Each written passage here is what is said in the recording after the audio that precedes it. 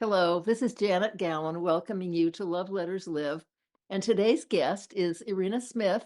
And I'm going to go right to you in half a second and let you tell us the name of your book, which we're going to talk about today.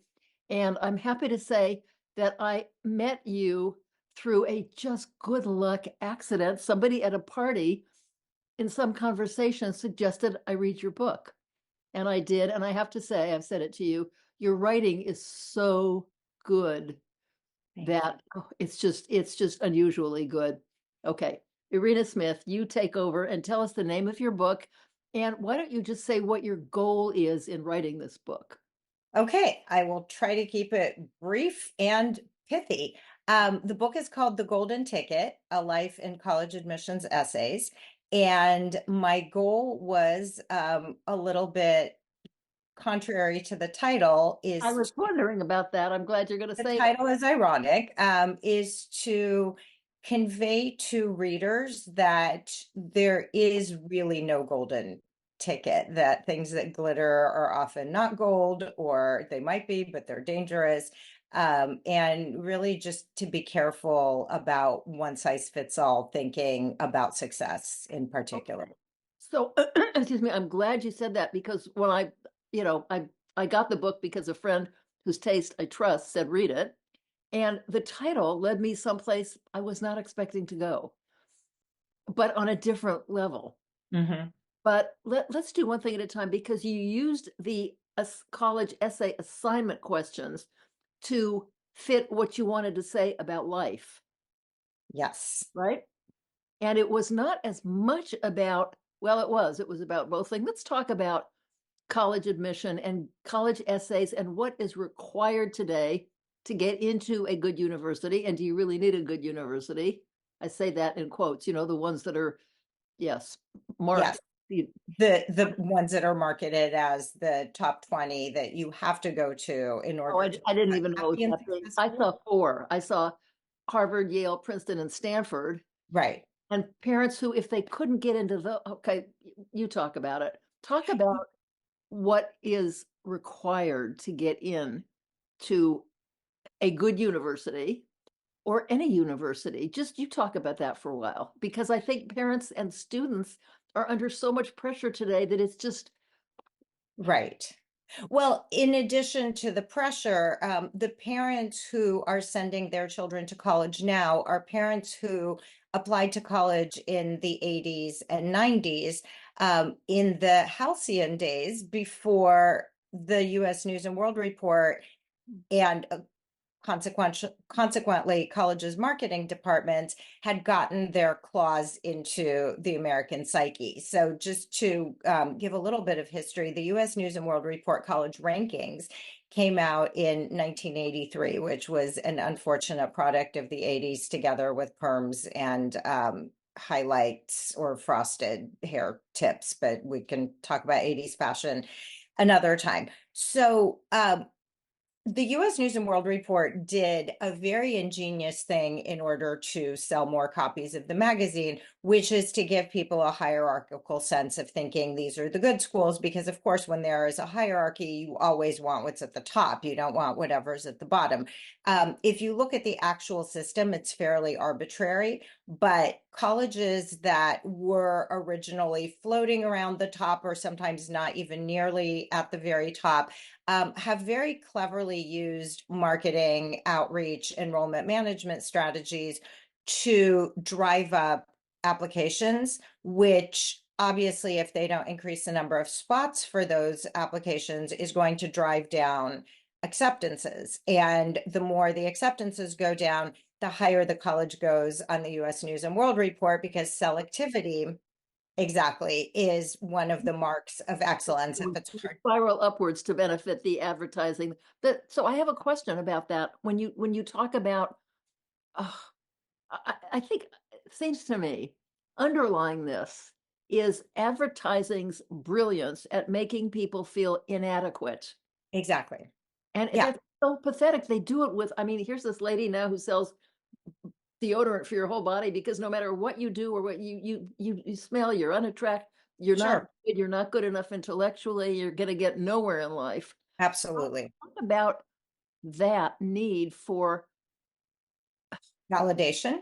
yeah, thank you. Yeah, for the right word. Yes. Yeah. Yeah. So I think that the evil genius of advertising is creating an itch for something you don't even know you want.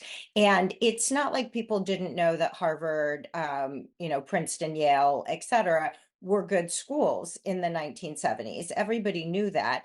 But the US News and World Report, and in response, the college's marketing departments made it such that these schools were so rare and special that they would basically fix your entire life Ah, and guarantee you a happy and perfect future. And Stanford, which was a very good regional school in the 60s and 70s, sort of used that to vault itself into the Harvard, Yale, Princeton, now Stanford ranks. And so it's not necessarily a referendum on the goodness of the school. It's a referendum on how much the school is coveted and the projection that if you don't go to the school, there's sort of this binary Yale or jail. Your life will be okay. full So of despair. let's talk about what students give up emotionally and financially because, Right. oh, Well, student yeah. loans that they will never be able to pay back. Right. I can't see how. Talk Yeah. about that. Student So to loans and the your need for it. Right. To your earlier question about what is required to get into the schools with the single digit admit rate, or as I like to call them, highly rejective colleges, you obviously need excellent grades. You need a very rigorous college curriculum, which for most students means about 8 to 12 or more advanced placement Oh, classes, which sure. I should know are university level classes taught at the high school level, Right. plus extracurriculars that typically hit at least the state level, maybe the national level, often they do. Exceptional letters of recommendation testifying to the student's genius, brilliance, once in a generation exceptionality, and heartfelt, beautifully written essays. And the vast majority of the students who deliver all those to the table are still not going to get in. So, Right. to your point about the cost is giving up a regular childhood and adolescence of just screwing around and making mistakes, developing socially, having an unregimented life that is not scheduled from dawn to dusk with activities. And the students I worked with in my college counseling practice were not necessarily worried about student loans. Their parents would pay full freight, but they were paying in a different way. They were paying with depression, anxiety, Huh. eating disorders, and so were their parents. Their parents were anxious and stressed and unhappy. And I just want to say this one other thing because I know I've been talking for a while, but um, Wonderful talk. okay. So the one other thing that kills me is there are all these studies that show that Harvard graduates make, $40,000 a year more in whatever profession, Yale graduates, et cetera. There's a large earnings bump from going to those schools, which is true because those schools have a very wealthy, very connected alumni network. Okay, but that's a different thing. You're connected to people who will lead you to that. Maybe who will lead you to that, right? Assuming you thrive at those schools. And given how many young people are coming home from those schools before graduating because of mental health problems is Yeah. growing and growing and growing. But Yeah. apart from that, the thing that kills me is that we're not talking about $40,000 more. And if you go to Harvard, you're going to live in a mansion. And if you go to, God forbid, Cal State East Bay, you're going to live in a hovel. If you graduate from Cal State East Bay with no student loans and great grades and a sense of confidence in who you are as a person and professors who think that you're amazing and walk on water, you maybe won't live in a mansion, but you're not going to live in a hovel. You're not going to live under a bridge. So we're talking about, you're going to join maybe the 0.01% versus you're going to join the 0.1%, but we're not talking about a zero sum game. You're going to have a crappy life if you go to a bad school, and you're going to have a great life if you go to a good school. Okay, well, I have a, a couple of kind of questions about that. As one of my daughters pointed out when she was in high school and going through, you know, the truth is you can learn anywhere. And Absolutely. it occurs to me and always has that if you need a particular body of knowledge, to practice, you need law, medicine, or accounting, and you've got to know specific things about that, then going to a good school, you're that's great because you're going to learn a lot about those things. Hmm. Be connected with firms and offices that will hire you more readily. But not only does it occur to me that you don't need those schools, my question now is, I mean, I say no. Does everybody need college degree? And it's kind of across the board accepted that if you don't have a college degree, you are lucky if you get a job in a steno pool. I don't even know if they have those anymore. Right. Everybody doesn't need a college degree, except for the humiliation of having to say that you're not a college graduate. Right. What do you You think? know, I think need is a very tricky word in that I think whenever you say you need something, it's a good idea to ask why. And if the answer is external, to impress other people, to satisfy your parents who are going to be bugging you for the rest of your life if you don't finish, that's worth interrogating further. College is not for everyone, or I should amend that by saying college is not for everyone immediately out of high school. I think that's the thinking that students are inculcated with, particularly if they go to high schools with a high placement rate to a 4-year college. That's sort of normalized. This is what you do. But the fact is, not everybody is ready either cognitively or emotionally or socially for college right out of high school. And I wish schools helped students think that through more. So it doesn't have to be you're never going to college. It might be taking a gap year. It might be if you're very unsure and you struggled through high school, going to a community college, which costs very little in comparison to a $40,000 or $80,000 mistake that you come home in infamy because you couldn't hack it. You try out community college, it doesn't work, you're out a couple of $100s. Well, let me ask you something else. I don't, you may be too young to remember this. I hate to pull rank like that, but there was a study done a gajillion years ago that I remember very vividly. And it turned out in this study that success in life was in inverse proportion to success at university. And I understood that because when you're in college, you're good at satisfying other people's assignments, Mhm. which is very different from satisfying your own abilities. What do you? I absolutely agree with that. I think that some of the smartest, most interesting people I know either really struggled in college. My best friend did not graduate from college, and she is one of the brightest, most curious, most interesting people who, by the way, also retired from a six-figure career at Google that she worked her way up to by being smart and intuitive and curious and observant, all of which are qualities that she did not learn in college. She learned over the course of her very challenging childhood and adolescent and young adolescence and young Or adulthood. that she was genetically lucky and was born with those innate qualities. Exactly. And so you could go to the best university or college in the world, and you may not graduate with a skill set that you need to have meaningful relationships, to feel that you are fulfilled in your life, to feel a sense of purpose.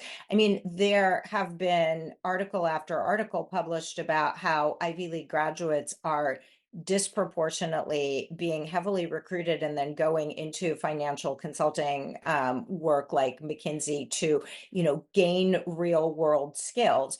And they make a tremendous amount of money after college, which I suppose in some way justifies well all this suffering and struggle to get to Harvard, Yale, et cetera. But now you're a consultant at McKinsey, and at 22 years old, you're making, I don't know how much money, but a lot. But you're also working 80-hour weeks. It's Uh-uh. also extremely stressful. And there's actually a really, really great essay about this by a Yale student. And I want to say a little bit more about her later, but Marina Keegan. And the essay is called Even Artichokes Have Doubts. And I very highly recommend it to anybody who is listening. And she talks about and this was back in 2008, I think, in the maybe 2012. It was in the olden days. But she talked about, she was a Yale student, how so many of her peers entered Yale wanting to create something, wanting to change the world, wanting to be a playwright or an artist or a social justice advocate. And then something shifted, partly because of the recruitment efforts, partly because of panic, like, oh, you're not going to make very much money if you go into those fields. And suddenly everybody is going to McKinsey, or Mhm. peer companies.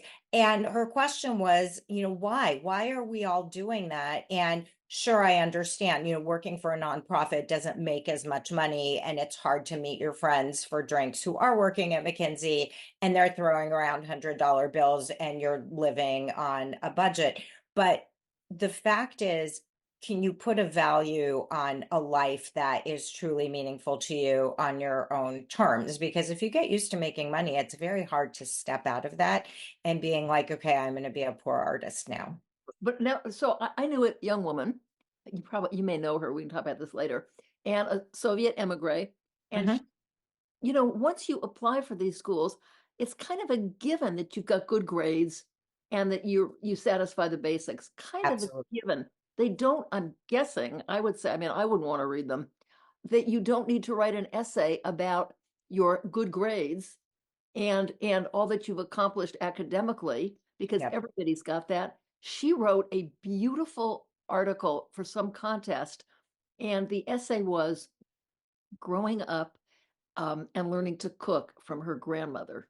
Mm. Time in the kitchen with her grandmother and recipes from and she got $100,000 scholarship, prize money, ages ago. People want to know that people are human. Talk about that. Talk about what you really should include. And shouldn't you have a good time writing that essay? Yes, you should. And the problem is in our achievement driven culture, at least here in the Bay Area, or I would even dare to go as far as saying in our toxic achievement driven culture here in I, the Bay yeah. Area, there is so much focus on deliverables, on the grades and the test scores and the extracurricular activities and the awards and honors and on all the gets, that there's not really time in these students' lives. Like, my guess is that the vast majority of today's seniors don't have time to putter around in the kitchen with their grandmother, because There's what is something that? that they've done, there's something that they feel, there's something that they've seen that makes their view of the world unique, no? Right. Right. Well, that's, you Oh, would think that. is that where You you would come in to help them find that? Exactly. And of course, all of them are convinced that they have nothing interesting to say, that there is nothing new under the sun. And in part, they're not wrong, because they have spent their entire adolescence chasing grades and test scores and extracurricular activities and recognition. And if there's no time to putter around in a kitchen with your Russian speaking grandmother who is teaching you how to make knishes or borscht or whatever else, Right. um, it's harder to get a sense of there's a whole life apart from that. And I think one of the things that students are also not exposed to, that I wish they were exposed to more, are stories of people who did not necessarily go straight to a good college right Mhm. after high school, but who actually wandered and faltered and bumbled and made mistakes and then figured themselves out. Yes. And how do you make a human contact with I have a woman I was friends with for years. She did not graduate high school for reasons of personal devastation in her family. And at some point she decided she wanted to go to law school. And she applied to law school. I'm sorry, she finished high school, no college. Mhm. Said she wanted to go to law school, applied to a good law school, made sure that she somehow got an appointment with the dean, or she appealed to some, she Good for her. got in and did well. So I would you say that being brave enough not to follow everybody's path is worth something? I think it's worth a lot. I think that underlying that bravery and the breaking away from the herd is the very real truth that humans are herd animals. We find safety in numbers. And it's really scary and really dangerous potentially to say, I don't want to be part of this. I want to do something that feels right to me. And one of the things I've been thinking a lot about is, of course, that fear of standing out or doing your own thing, and sort of the judgment and the stigma, and oh, you're not going to Right, college what after if high people school. want to stand out as being so wonderful? Exactly. Right. And also, what if the herd is infected? What if Oh, everybody there's been has mad cow disease? a lot of that in history. Yes, Right? right.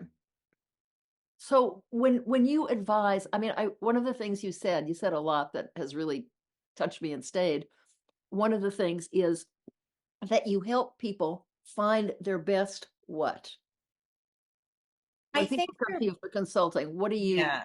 Okay, so as a disclaimer, I'm no longer doing one-on-one consulting with students, but what in the did before times, yeah, when I did, um, my goal was really to find what you just said, that there's a human there because everybody has the grades, everybody has the activities, everybody has the extracurriculars, and everybody's worried about being just like everybody else. And the fact is that all of us are different in very unique and very wonderful ways. And right, so, what I try to help students really delve into is, who are they apart from all those things? Where do they fit in their family? Because yes, most people have two parents and grandparents, but everybody's relationship with their parents and grandparents is vastly different. Gajillions of people may play soccer, but only that student plays that position in that particular way. And that's what I try to get they at. say that no two siblings have the same parent. 100%. Right. Yeah. So yes, looking for that difference. So I have a question now because this is kind of what I always ask. And I want to just get into something else because there's another aspect of your life that I would love you to share Mhm. people, and I want to invite you to come back to do that, is raising your own children. And you talk a lot about this in your book, Children with Special Needs. And it has occurred to me as a parent and a grandparent, just a, person out there, everybody is a special needs, Mhm. everybody. Yep. And how you figure out what yours are. But that I'm basically connected to writing love letters, writing good letters, which is no different than what you did in your book. Mhm. I'm to write a love letter right now. Are you a letter writer? I used to be. My husband and I had an epistolary romance, and we wrote Really? letters to each other for 4 years while he was at Cornell and I was at UCLA, Oh, back before email, and not really anymore, which makes me really sad because letters are awesome. and you still have all of his and Of course, we do. We have a giant box in the garage that is high up in case there's a oh, flood. good. So I had the same thing when I was first married. And the mailman who was such an important part of our lives then, and this was Mhm. in 1960, so that's a long time ago. But I would see him, he would from the curb, he would either smile at me to let me know that I had one or I didn't, the whole communication. So if you were to write a love letter to someone right now and the field is broad, um, which is pretty much anything positive about the other guy, who would you write a love letter to? I think I would write a love letter to my parents, actually, because they embody all of the themes that we just talked about, including breaking away from the herd and leaving the Soviet Union when I Oh, was 9 years sure.